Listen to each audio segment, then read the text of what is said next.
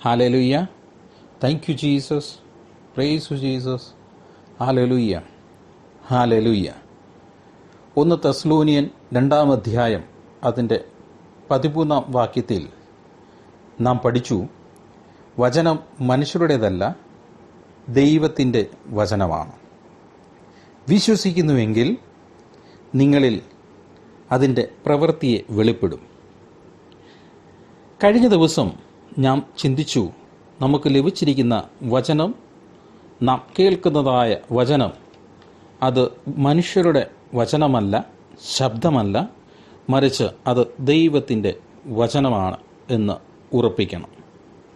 രണ്ടാമതായി നാം പഠിച്ചത്, വിശ്വാസത്തോടെ വചനത്തെ നാം സ്വീകരിക്കുകയും വേണം. ഇന്ന് നാം ചിന്തിക്കുവാനായി പോകുന്നത് യാക്കോബിൻ്റെ സുവിശേഷം 1-ാം അധ്യായം അതിൻ്റെ 21-ാം വാക്യമാണ്. ആകയാൽ എല്ലാ അഴുക്കും ദുഷ്ടതയുടെ ആധിക്യവും വിട്ട് നിങ്ങളുടെ ആത്മാക്കളെ രക്ഷിപ്പാൻ ശക്തിയുള്ളതും ഉൾനട്ടതുമായ വചനം സൗമ്യതയോടെ കൈക്കൊള്ളുവീൻ. നാം പഠിച്ചുവല്ലോ, വചനം ദൈവത്തിൻ്റെ വചനമാണ്, മനുഷ്യരുടെ വചനമല്ല. വചനം സ്വീകരിക്കുമ്പോൾ വിശ്വാസത്തോടെ നാം സ്വീകരിക്കുകയും വേണം. എന്നാൽ നാം ഇന്ന് ചിന്തിക്കുവാൻ പോകുന്നത്, ദൈവവചനം നമ്മോടുകൂടെ ആയിരിക്കാൻ, വസിപ്പാൻ തക്കവണ്ണം നാം ഒരുങ്ങേണ്ടതായ ആവശ്യകതയെക്കുറിച്ചാണ്. ഈ വാക്യത്തിൽ നാം വായിച്ചപ്പോൾ ഉൾനട്ടതായ വചനം എന്ന് നാം കേൾക്കുകയുണ്ടായി. ഉൾനട്ടതായ വചനം എന്ന് ഉദ്ദേശിക്കുന്നത്, ജീവനുള്ളതായ ദൈവവചനം നമ്മുടെ ഹൃദയങ്ങളിൽ നാം നടുമ്പോൾ വചനം നമ്മുടെ ഹൃദയങ്ങളിൽ വേരുറപ്പിക്കുകയും ഒരു വൃക്ഷം പോലെ വളർന്ന് അതിൻ്റെ നല്ല ഫലങ്ങളെ നമ്മുടെ ജീവിതത്തിൽ പുറപ്പെടുവിക്കുകയും ചെയ്യും. അതിനായി 2 കാര്യങ്ങൾ നാം തീർച്ചയായും ശ്രദ്ധിക്കണം എന്ന് വചനം നമ്മളെ പഠിപ്പിക്കുന്നു. ഒന്ന്, നാം നമ്മുടെ ഹൃദയങ്ങളെ ശുദ്ധീകരിക്കണം. എല്ലാ അഴുക്കും ദുഷ്ടതയും നാം ആദ്യം പുറത്താക്കേണ്ടത് ആവശ്യമാണ്. ഈ നമ്മുടെ ഹൃദയങ്ങളിൽ അഴുക്കും ദുഷ്ടതയും ആയിരിക്കുമ്പോൾ നാം വചനത്തോട് മറുതലിക്കുന്നവരായി തീർന്നു പോകാറുണ്ട്. നാം നമ്മെ തന്നെ ശുദ്ധീകരിക്കുന്നവരും നാം നമ്മുടെ പ്രവൃത്തികളെ ക്രമീകരിക്കുന്നവരും ആയിത്തീരണം. ഹല്ലേലൂയ. ദുഷ്ടതയും അഴുക്കും നമ്മുടെ ഉള്ളിലായിരിക്കുമ്പോൾ പക, പിണക്കം, വൈരാഗ്യം എന്നിവ നമ്മുടെ ഹൃദയങ്ങളിൽ കടന്നു വരികയും ഹൃദയമാകുന്ന വിളനിലം ഉപയോഗശൂന്യം ആയിത്തീരുകയും ചെയ്യും. ഫലപുഷ്ടി പൂർണ്ണമായും നഷ്ടപ്പെടും. ഹല്ലേലൂയ. അപ്പോൾ വചനം നമ്മുടെ ഹൃദയത്തിൽ വളരുവാനും വചനത്തിൻ്റെ ഫലങ്ങളെ നമ്മുടെ ജീവിതത്തിൽ ലഭിപ്പാനും സാധ്യമാകുകയില്ല. വിത്ത് നിലത്ത് വിതച്ചു എങ്കിലും, വിത്ത് നല്ലതെങ്കിലും വീഴുന്ന നിലം ഫലപുഷ്ടി അല്ലാതെ ആയിരുന്നാൽ വിതയ്ക്കുന്ന വിത്തിന് ഫലം പുറപ്പെടുവിക്കുവാൻ സാധിക്കുകയില്ല. കാരണം വിതയ്ക്കുന്ന വിത്ത് വളരുകയോ അതിൻ്റെ ഫലം പുറപ്പെടുവിക്കുകയോ ചെയ്യുവാൻ സാധിക്കുകയില്ല. ആയതിനാൽ കൊയ്ത്ത് ഒരിക്കലും ലഭിക്കുകയുമില്ല. അതിനാലാണ് എല്ലാ അനീതിയിൽ നിന്നും ദുഷ്ടതയിൽ നിന്നും വിട്ടകലുവാൻ ദൈവം നമ്മളെ ആഹ്വാനം ചെയ്യുന്നത്. 2, ദൈവവചനത്തെ സൗമ്യതയോടെ കൈക്കൊള്ളണമെന്ന് നമ്മെ പഠിപ്പിച്ചു. ഇത് ഏറ്റവും പ്രധാനപ്പെട്ട കാര്യവുമാണ്. നാം എല്ലായ്പ്പോഴും പഠിക്കുവാനുള്ള മനോഭാവം ഉള്ളവരായിരിക്കണം. പഠിക്കുവാനും നമ്മെ തന്നെ തിരുത്തുവാനും നമുക്ക് കഴിയണം. ആയതിനാൽ ദൈവം എല്ലായ്പ്പോഴും ഫാറ്റ് ആയിട്ടുള്ള ആളുകളെയാണ് ഇഷ്ടപ്പെടുന്നത്. ഫാറ്റ് എന്ന പദം അതൊരു ഇംഗ്ലീഷ് പദമാണ്. FAT, ഫാറ്റ് എന്നാണ് അത്. ഫാറ്റ് എന്ന F എന്ന അക്ഷരം ഫെയ്ത്ത്ഫുൾ, വിശ്വാസമുള്ളവർ ആയിരിക്കണം. A എന്നാൽ അവൈലബിൾ, ഒരുക്കമുള്ളവരായിരിക്കണം. T എന്നാൽ ടീച്ചബിൾ, പഠിക്കുവാൻ തയ്യാറായിരിക്കണം. ഈ 3 മനോഭാവമുള്ളവരെയാണ് ദൈവത്തിന് കൂടുതൽ ഇഷ്ടം. അപ്പോൾ സൗമ്യതയുള്ള ഒരു മനുഷ്യൻ എന്ന് പറയുമ്പോൾ ആ വ്യക്തി വിശ്വാസം ഉള്ളവനായിരിക്കും, ഒരുക്കം ഉള്ളവനായിരിക്കും, പഠിക്കുവാനും ഗ്രഹിപ്പാനും തയ്യാറായിരിക്കും. കാരണം തന്നെത്താൻ തിരുത്തുന്ന ഒരു മനോഭാവം അവൻ്റെ ഉള്ളിലുണ്ടായിരിക്കും.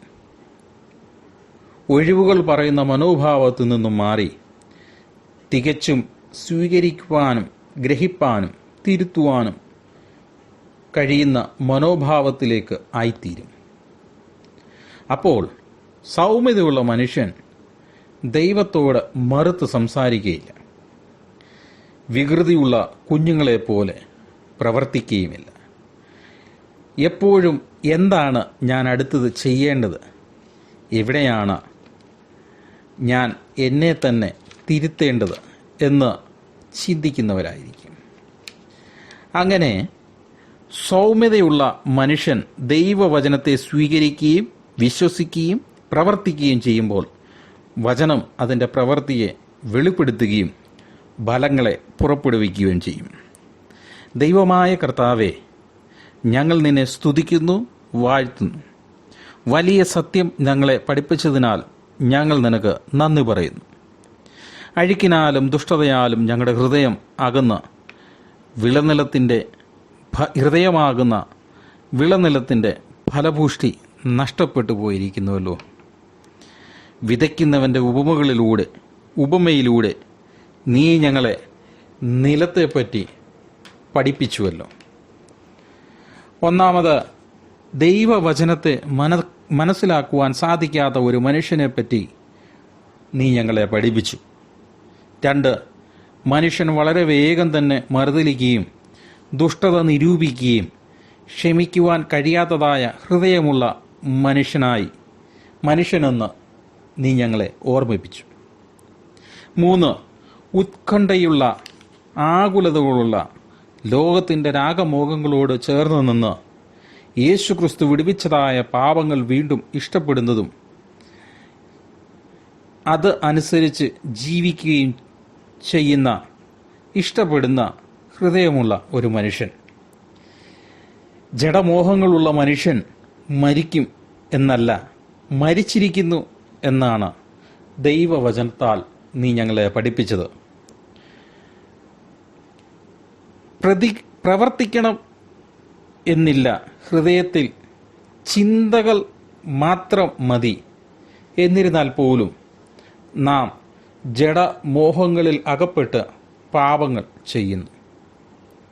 എന്നാൽ ആത്മീക ചിന്തകൾ ഉള്ള ഹൃദയത്തിൽ ഉള്ള മനുഷ്യൻ, ഹൃദയത്തിൽ വചനം ഉള്ളതിനാൽ അവൻ്റെ ഹൃദയത്തിൽ ജീവനമുണ്ട്.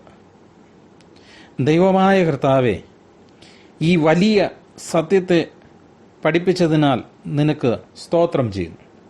നിന്റെ വചനത്താൽ നീ ഞങ്ങൾക്ക് ചിന്തകളെ മാറ്റുവാനുള്ള ശക്തിയും തന്നിരിക്കുന്നുവല്ലോ.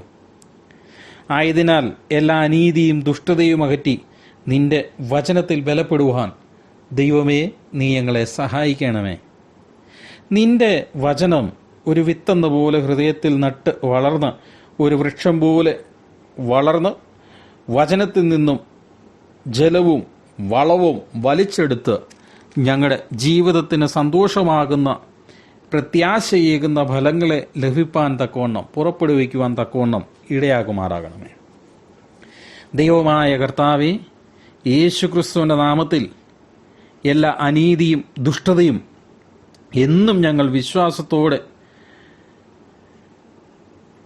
വിട്ടകന്നു എന്ന് ഞങ്ങൾ ഏറ്റുപറയുന്നു. എല്ലാ ദുഷ്ടവിചാരങ്ങളും ചിന്തകളും അനീതിയും യേശുവിൻ്റെ നാമത്തിൽ ബന്ധിച്ചിരിക്കുന്നു, വിടുവിച്ചിരിക്കുന്നു. ഹല്ലേലൂയ. Thank you Jesus. നീ ഞങ്ങൾക്ക് സൗഖ്യം വരുത്തിയ വലിയ കൃപയ്ക്കായി ഞങ്ങൾ നിനക്ക് സ്തോത്രം. ഈ വചനം എല്ലാവരുടെയും ഹൃദയങ്ങളിൽ പ്രവർത്തിച്ച് നല്ല ഫലങ്ങളെ കായ്ക്കുവാൻ തക്കവണ്ണം ദൈവമേ നീ ഞങ്ങളെ സഹായിക്കണമേ. ഞങ്ങളുടെ നിലങ്ങളെ ശുദ്ധീകരിച്ചിരിക്കുന്ന കൃപയ്ക്കായി സ്തോത്രം. ഞങ്ങളുടെ ഹൃദയങ്ങളെ കഴുകിയിരിക്കുന്ന കൃപയ്ക്കായി സ്തോത്രം. നല്ല ഫലങ്ങളെ കായ്പാൻ തക്കവണ്ണം ഞങ്ങളെ ഹൃദയങ്ങളെ ഒരുക്കിയിരിക്കുന്നതിനായി ഞങ്ങൾ നിനക്ക് നന്ദി പറയുന്നു. യേശു ക്രിസ്തുവിൻ്റെ നാമത്തിൽ തന്നെ. Amen, amen, amen. Hallelujah, hallelujah, hallelujah.